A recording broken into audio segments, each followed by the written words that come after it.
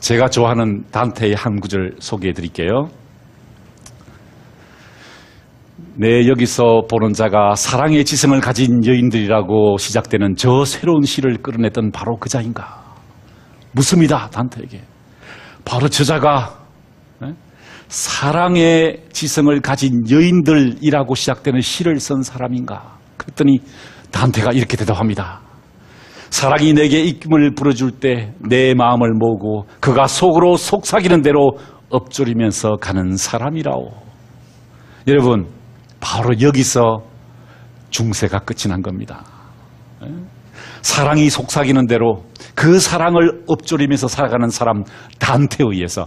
자, 어떻게 중세가 단절되었습니까? 어떻게 중세가 끝났어요? 단테에서. 어떻게 중세가 끝나게 됩니까? 단테에서. 바로 저 사랑을 가슴속 깊이 간직하고 그 사랑에 가슴이 벅차올랐다는 것입니다. 자, 단테가 왜 사랑에 벅차올랐을까요? 아름다운 그녀 베아트리체를 보았기 때문입니다. 9살 때 봄의 축제에서요, 이 단테가 베아트리체라는 아름다운 소녀를 발견하게 됩니다. 그때 그의 마음이 어땠을까요? 나중에 단테는 이렇게 그때의 감정을 기록했습니다. 바로 그 순간 내가 진실로 말하노니 내 가슴 가장 깊숙한 곳에서 역동적인 감정이 솟구쳐 올랐으니 내 가슴은 떨리기 시작했고 그 떨림 때문에 내 맥박은 잦아들었다. 여러분, 한 남자가 한 여인을 사랑한 것이 무엇 그래 대수라고, 무엇 그래 중요한 일입니까? 왜 이게 중세의 단절을 의미했을까요? 여러분, 중세시대 사랑은 누가 하는 것일까요? 완벽한 사랑은 누가 합니까? 오직 신만이 하는 것입니다. 인간은 욕망할 뿐이었어요. 그런데 단테에 의해서 사랑의 지성을 가진 여인들을 노래했던 단테에서 베아트리체를 보면서 가슴이 뛰었던 그 단테의 그 달콤한 사랑의 감정 속에서 중세가 끝이 났다는 것입니다.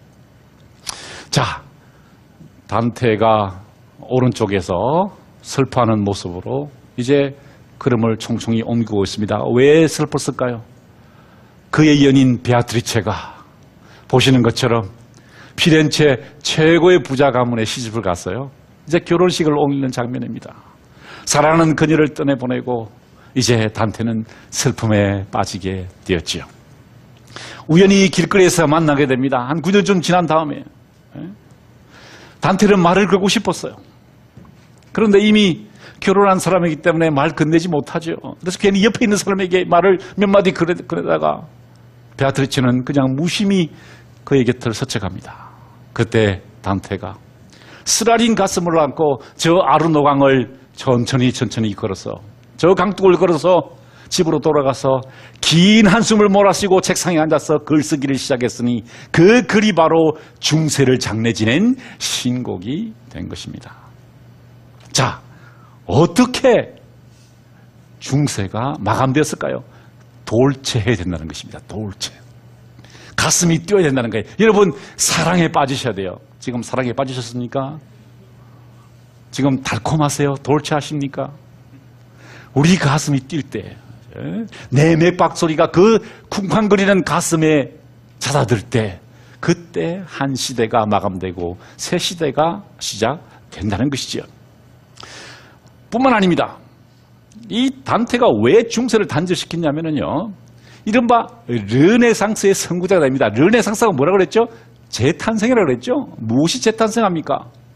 그리스와 로마의 고전이 재탄생해요. 단테의 신곡은요, 혼자서 지옥과 연옥과 천국을 가는 것이 아니라 누구와 동행합니다. 누구죠? 바로 베르길리우스라는 사람입니다. 베르길리우스, 우리 공부했죠? 그죠? 아이네이드를 쓴 사람입니다. 아이네이드를 쓴 사람. 그 사람과 함께 여행을 하게 됩니다.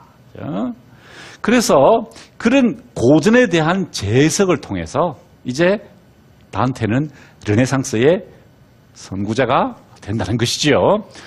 보십시오. 오디세이아입니다. 호메로스가 쓴 책이죠. 그 책을 따라서 쓴 사람이 바로 아이네이드라고 그랬죠. 베르길리우스가 쓴 책입니다. 그죠? 그 책을 패러디해서 따라 쓴 글이 바로 신곡이라는 것이죠. 그런 의미에서 우리는 여기서 르네상스의 모습을 발견하게 된다는 것입니다. 뿐만 아닙니다. 이 단테는요, 중세 시대 사람들이 숙고하는 삶, 비타 콘템플라티바를 살았습니다. 그런데 이 단테는요, 그저께 숙고하는 삶을 사는 것이 아니라 행동하는 삶을 살게 됩니다. 그것을 우리는 비타 악티바라고 하는데요. 이 사람은요, 피렌체 정치에 참여해서요, 심지어 이탈리아 정치에 참여해서 교황권과 황제권 사이의 갈등에 참여해서 적극적으로 활동하다가 큰 피해를 입게 되죠. 피렌체에서 추방을 당하게 됩니다. 자, 이 그림은요, 피렌체의 두오모 대성당의 벽에 걸려있는 그림인데, 보시는 것처럼 단테가 고향으로 돌아가지 못하고 그 비타 악티바의 결과로 고향으로 돌아가지 못하고 피렌체 성벽 밖에서 신곡을 들고 슬퍼하는 모습으로 그려져 있습니다. 무슨 말입니까? 이 사람은 활동하는 삶을 삶으로써 르네상스의 선구자가 되었다는 것입니다.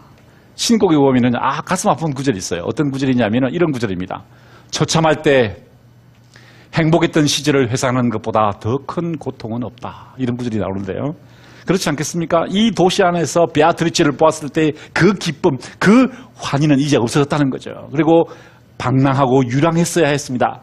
하지만 그는 그 유랑과 고통을 받아들였다는 것이죠. 왜? 비타 악티바, 활동하는 삶이 필요했기 때문에요. 자, 두 번째 인물은 누굴까요? 당연히 페트라르카라는 사람입니다. 우리가 지난번에 잠시 공부를 했습니다마는 이 페트라르카라는 인물이요, 어디서 인문주의 운동을 시작하느냐? 산에서 시작합니다. 산에서 저 아우구스티누스의 유명한 고백록이란 책을 다시 읽으면서 새로운 인문주의의 시대, 르네상스 시대를 시작하는 선구자가 되죠. 자, 바로 이 산입니다. 이 산에 올랐습니다. 페트라르카가 이 산에 올라서 책을 읽었는데 그 책을 읽고 세상이 바뀌었어요. 저도 한번 가보니까요, 산이 별로예요. 이게 산이 이 정도 가지고 세상이 바뀌냐. 그래서 제가 제 아들이 중학교 1학년인가 2학년 때 제가 이렇게 이야기했습니다. 아들아, 우리도 산으로 가자. 산에서 세상이 바뀐다는데 진짜 산으로 가서 그 페트라르카가 읽었다는 그 아우구스티누스의 책을 한번 읽어보자. 그래서 제가 딱 제 아들을 데리고 여기로 갔습니다. 이게 어디냐면은 바로 대청봉이라는 곳입니다. 네, 산은 이 정도로